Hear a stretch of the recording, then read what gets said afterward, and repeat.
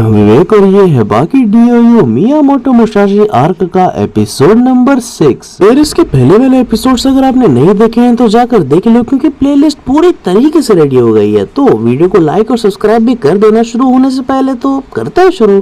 फिलहाल let's roll the intro. Episode number 6 की शुरुआत में हम देखते हैं यहाँ पर टोकुगावा मीटिंग में सबको बता रहे होते हैं कि उसकी एक बहन है जो कि बुद्धा के पावर को यूज करके प्रॉपर मियामोटो मुसाशी को जिंदा कर सकती है, उसके बॉडी को जिंदा कर सकती है। और तभी अगले सीन में हम देखते हैं टोकुगावा की बहन को, और यहाँ पर जो है वो जैसे हस्तरेखा पढ़ के लोगों को उनके बारे में बता रही होती है, वो भी प्रॉपर सही तरीके से। यहाँ पर वो बताते हैं एक आदमी को कि तुम 30 ईयर ओल्ड वर्जिन हो, अब तक तुम्हें वो नहीं मिला है जो भी तुम्हें चाहिए, सफलता यार सफलता नहीं मिला है।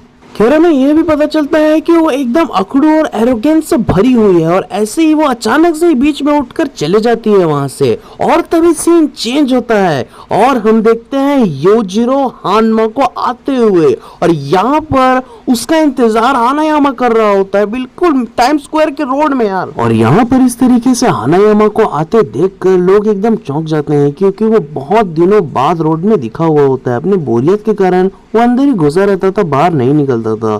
और यहाँ पर लोग नोटिस करते हैं कि किस तरीके से उसके हाथ पूरी तरीके से स्कार्स से बढ़ गए हैं। हानायामा कुछ तो ट्रेन कर रहा है, तभी उसके स्कार्स और ज्यादा बढ़ गए हैं। और तभी हम देखते हैं, हमें बताया जाता है कि हानायामा ने बात किया था टोकुगावा से, तो उसके बात करने के कारण ही, उसके अपील के कारण ही टोकुगावा ने बात किया योजिरो हानमा से, जिसकी बात को सुनकर योजिरो रेडी हो गए और तुरंत ही उससे लड़ने के लिए आ गए। बिल्कुल हानायामा की जो बात है उसे सुनकर एक बार में योजिरो ने एक्सेप्ट कर लिया और बिना गुस्सा हुए चुपचाप बिल्कुल उसके पास आने लग गए।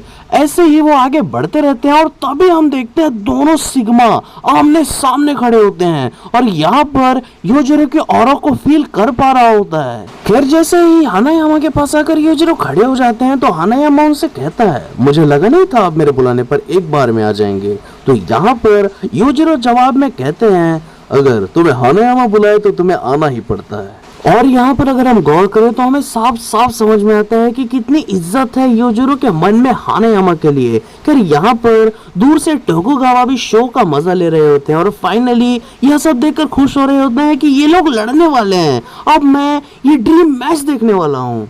खैर हम तभी देखते हैं यहाँ पर मुसाशी के बॉडी को, और यहाँ पर जो है फाइनली टोकुगावा की बहन आ चुकी होती है। लेकिन यहाँ पर डॉक्टर पोर के नाम का एक व्यक्ति होता है जो कि कह रहा होता है कि मैं इस औरत के ऊपर विश्वास नहीं करता, क्योंकि टोकुगावा की बहन ने बात ही ऐसी की होती ना। मुसाशी के बॉडी को देखने के 5 मिनट बाद ही उसने कहा होता है कि मैं इसे 5 मिनट के अंदर अंदर दोबारा से चला दूंगी और मुसाशी को वापस ले आऊंगी। तो यहाँ पर डॉक्टर पोरके को विश्वास नहीं हो रहा होता बिल्कुल भी इस चीज में। लेकिन तभी उसे बिल्कुल एकदम समझाने के लिए, अपनी पावर को बताने के लिए, जो टोकुगावा की बहन होती है वो ध्यान लगाने लगती है और कुछ कुछ मंत्र पढ़ने लगती है। और उतने में ही हम देखते हैं कि डॉक्टर पोरके को कुछ अजीब सा फील होता है। खैर ऐसे ही अचानक से हम देखते हैं कि टोकुगावा की बहन की आवाज एकदम चेंज हो जाती है, वो पोजेस हो गई है ऐसा लग रहा होता है। और यहाँ पर एकदम मर्द की आवाज में कहती है, अगर भगवान तुम्हें एक रात खाली पेट सुला दे, इसका मतलब यह नहीं है कि अगले दिन वो तुम्हें खाना नहीं देगा। पोरके, मैं देख रहा हूँ तुम अभी एक अच्छे साइंटिस्ट बन गए हो, लेकिन अभी भी है तुम्हें कई चीजें जो सुधारनी होंगी। और ऐसे ही डॉक्टर पोरके यह सब देखकर एकदम चौंक जाते हैं, और वहां पर उसे अपने पापा को देखने मिलता है। लिटरली उसके पापा के आत्मा को टोकुगावा की बहन ने नीचे बुला लिया होता है अपने शरीर के अंदर। खैर ऐसे ही टोकुगावा की बहन सबको उसके पावर्स को मानने पर मजबूर कर देती है। और जैसे ही सीन चेंज होता है हम देखते हैं कि यहाँ पर योजिरो माहौल गरमाना शुरू कर चुके हैं, और हानायामा उतने में ही उनसे कह देता है, क्यों न हम दोनों थोड़ी देर वॉक में चले। खैर ऐसे ही योजिरो उसकी बात मानकर ऐसे ही वॉक पे निकल पड़ते हैं उसके साथ। अब दोनों कुछ दूर ऐसे ही चलने लगते हैं।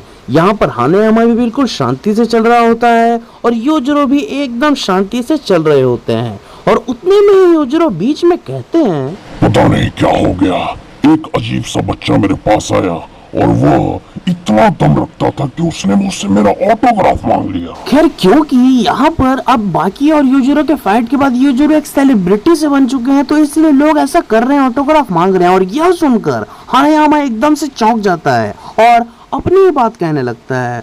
वह कहता है कि फाइनली अब मुझे यौन करने की जरूरत नहीं है।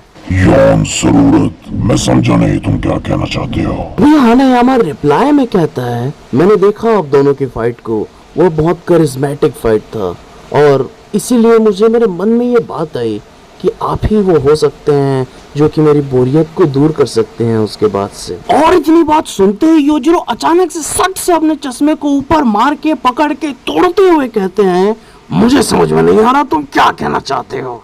और तभी सीन हो जाता है चेंज। उसके बाद हम देखते हैं यहाँ पर मुसाशी की बॉडी ऐसे ही पड़ी रहती है, तो यहाँ पर टोकुगावा की बहन उसे देखकर कहती है कि तुम्हें इसका चेहरा और सुंदर बनाना चाहिए था। खैर इसके बाद वो एकदम पाल्टी मोड़कर उसके सामने बैठ जाती है और अपने हाथ जोड़कर कुछ मंत्र पढ़ने लगती है, और वह मंत्र होते हैं अंड बंड का टोला, जो नहीं उठा उसकी बहन। और ऐसे ही वो एकदम जोर से छलांग लगा देती है और ऐसे ही जमीन में वो लैंड करती है। उसके बाद हम जो देखते हैं, वहां के लोग जो देखते हैं उन्हें विश्वास नहीं होता, उसके पीछे जैसे साक्षात मुसाशी खड़े हों। ये सच में वही प्रॉपर स्टैंस होता है जो कि मुसाशी ही करते थे, और यह सब देखकर लोग समझ गए होते हैं कि फाइनली कुछ तो है जो कि एकदम आउट ऑफ द वर्ल्ड हुआ है। और ये वाला एपिसोड हो जाता है यहीं पर समाप्त। तो यार इसके बाद क्या देखने को मिलने वाला है अंदाजा तो लग गया होगा ना, तो इसीलिए सब्सक्राइब कर लो और रेडी रहो। आज के लिए बस इतना ही। वीडियो को लाइक करें, चैनल को सब्सक्राइब करें, हम आगे भी और से वीडियोस लाते रहेंगे। Love you all, I am out.